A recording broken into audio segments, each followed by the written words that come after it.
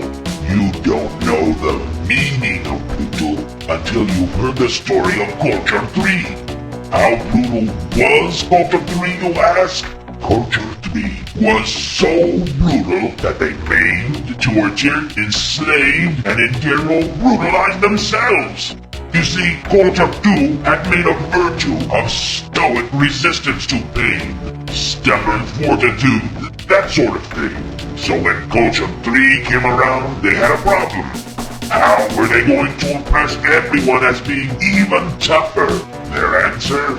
They would arrive at a battle, stand on a tall hill where everyone could see them, and chop off one of their own limbs. Then they'd wave it around, screaming and shaking it at their enemies. It worked. It scared the hell out of their opponents. They ran like crazy. You could tell who was a real war hero back then by how few arms or legs he had left. War parades were quite different too. Instead of sturdy old warriors walking slowly past their reviewing stands, they tended to roll, and at a good clip too. To you, an inferior alien, this may seem bluntly stupid, the product of a sick, primitive society. You couldn't be more right. Culture 3 was, as you can well understand, only the third Thraddash culture, and was therefore far from the tempered perfection you have encountered here and now.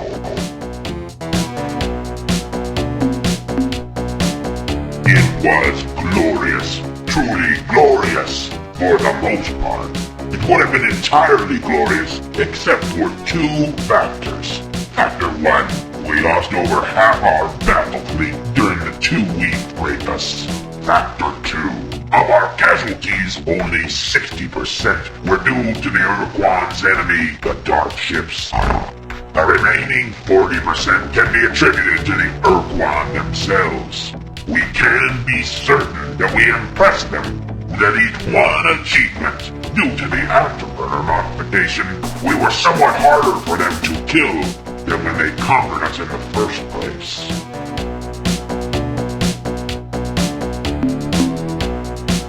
They were black as space itself, with only the occasional glint off their hulls as they turned to fire.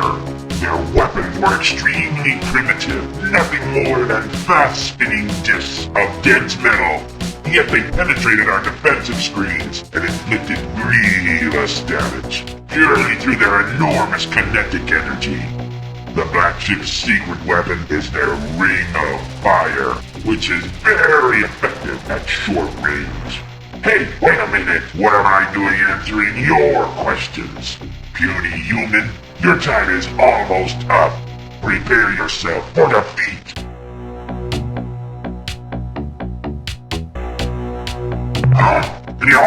What? You say what? Foolish, pitiful, small-headed being. We will destroy you and everybody on your ship. Abate, Eccles Ray, Urge K, Eakins Bay, Igpay, Atten Iwe Arie 8th Ray, Orphe Easday, Eason's Ray. We of Culture 20 are glad to meet you here in space, a wise teacher from Earth. An long-range scouting team was sent to explore the stars in the Lenses constellation. On planet 1 of Delta Lenses, they encountered a life form so dangerous, so hostile, that it almost killed the entire landing party. We know you seek information on life forms, great teacher, and we hope this information has been of use. This doesn't really count as news, teacher, but war is truly magnificent, isn't it? The gut-wrenching sight of molten warships, the boiling blood of depressurized soldiers. I just love it, don't you?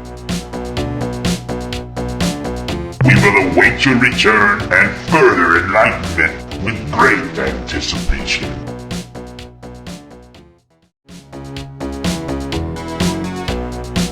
Now that you are our new role model, I guess it's time to spill the beans on the Earthquad. Unfortunately, we never really got any beings. Secret bits of information, that is. However, maybe you would like to know about the last time we saw the Earth One. It was in 2140, I think. All of a sudden, a fleet of dreadnoughts came storming into our space, quickly refueled, and then left, broadcasting a recorded message which told us to remain in our old sphere of influence, obey the slave laws, and wait for their return. The dreadnought fleet departed in the direction of the Thraddash constellation, but where they are now is unknown. Things are proceeding well, Captain. We have discovered one item which may interest you. There is an unusual world orbiting Epsilon Draconis in close solar orbit. Though it radiates energies which scramble our sensors, we can detect many radioactive substances on the surface. We suspect that this is one of those so-called precursor jumps, described in some ancient text fragments we found in Alpha Apodus. The text goes on to say that these jumps are in some kind of pattern, though what the pattern may be remains a mystery. For now, that is all. We eagerly await your return, great teacher.